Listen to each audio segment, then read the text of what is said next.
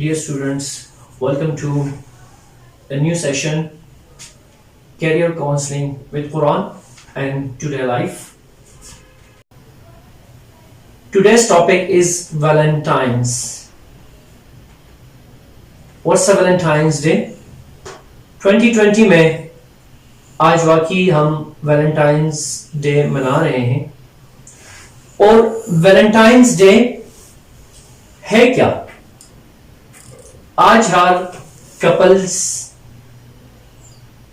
Fake couples, वो Valentine's day मना रहे हैं। क्या ये कुरान हमें इस बात की इजाजत दे रहा है कि हम कुछ और जिंदगी में मना सकें? क्या ये कुरान या तफासीर या इस्लाम या हमारा मजहब या दीन हमें इस बात की इजाजत दे रहा है कि हम कोई और इवेंट या कोई और त्योहार, जिस तरह हिंदू या यहूदी मनाते हैं, बीइंग अ मुस्लिम, क्या हमें चाहिए कि हम वैलेंटाइंस डे जैसे इवेंट्स को बाकायदा एक डे का नाम दें? हमारे इस कुरान की रूह से, हमारे इस्लाम, हमारे मजहब में सिर्फ दो त्योहार हैं मुसलमानों की। हमारा जो साल शुरू होता है वो मुहर्रम से है। इस्लामिक कैलेंडर के मुताबिक मुहर्रमुल हराम हमारे साल का पहला महीना है। हमारे इस्लाम में, हमारे कुरान में कोई भी डे नहीं है सिवाय ईद उल फितर के और ईद उल अजहा की। ये दो त्योहारें हम इसलिए मनाते हैं क्योंकि ईद उल फितर में हम सबसे पहले रमजान मुबारक, माशाल्लाह हमें अल्लाह ताला 30 दिन प्रोवाइड करता है, जिसमें 3 अशरे हैं और 3 अशरों की अलग से फजीलतें हैं। और इनाम के तौर पे फिर अल्लाह कहता है कि ईद मनाई जाए, क्योंकि मुसलमानों ने अल्लाह के लिए रमजान के रोजे रखे, तो इसलिए इनाम के तौर पे ये ईद हम मनाते हैं। फिर हजरत इब्राहिम खलीलुल्लाह की याद को ताज़ा करने के लिए और हज बैतुल्लाह का तवाफ करने के बाद हमें अल्लाह ताला ईद उल अजहा, सबसे बड़ी कुर्बानी की याद ताज़ा करने के लिए ईद उल अजहा हमें अल्लाह ताला इनाम के तौर पे दे रहा है। क्या कहीं आप लोगों ने देखा है कि इस्लाम में, इस कुरान में इन दो त्योहारों के अलावा भी कोई त्योहार है? Not at all. तो why we are here for Valentine's, New Year and etc etc. क्यों मना रहे हैं फिर हम? जब हमारा रसूल एक, हमारा खुदा एक, हमारा कुरान है, हमारा खाना काबा एक, ये सिर्फ और सिर्फ हिंदुओं की, गैर मजहब की, यहूदियों की एक साजिश है।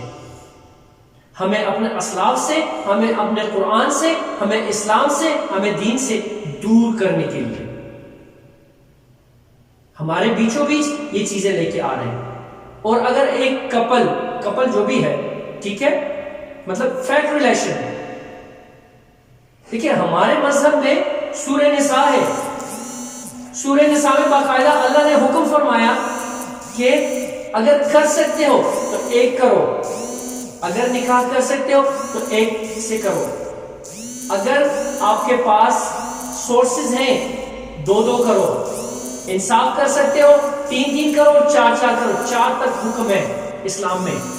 क्यों है वो? इसलिए है कि मर्द कहीं और मुंहमारी न करे, औरत कहीं और मुंहमारी न करे, एक दूसरे में जुड़ जाए।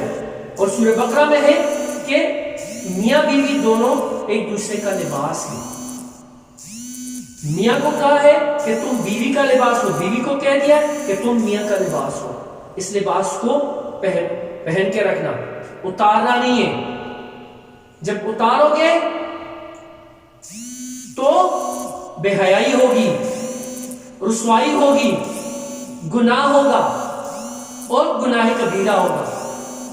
यही अल्लाह का हुक्म है और यही ये कुरान कह रहा है, मैं नहीं कह रहा। तो क्या आज हमें इस तरह की फरसूदा और इस तरह की गैर مذہبی تہوار منانے کا حکم ہے. نو اینڈ نیور. اگر کسی کو بھی پروپوز کرنا ہے، چاہے وہ لڑکی ہے یا لڑکی ہے، پیرنٹس کو بھجوائیں، نکاح کا پروپوز کریں. اللہ نے آپ کو حکم فرمائے، یہ قرآن آپ کو کہہ رہا ہے. بالکل لڑکا ہے لڑکی پروپوز کر رہے، کرے، جا کے ان کے گھر باقاعدہ رشتہ لے کے جائے. اگر لڑکی کو بھی باقاعدہ پیدائشی اجازت ہے اس کو کہ وہ پسند کرے جس کو پسند کرنا چاہتی ہے. یہ اجازت میں نے نہیں دی، سورہ نساء میں کہہ رہے. تو آپ لوگوں سے یہی ریکویسٹ ہے کہ یہ صرف اور صرف یہودیوں کی، غیر مذہبوں کی، ہندوؤں کی چال ہے.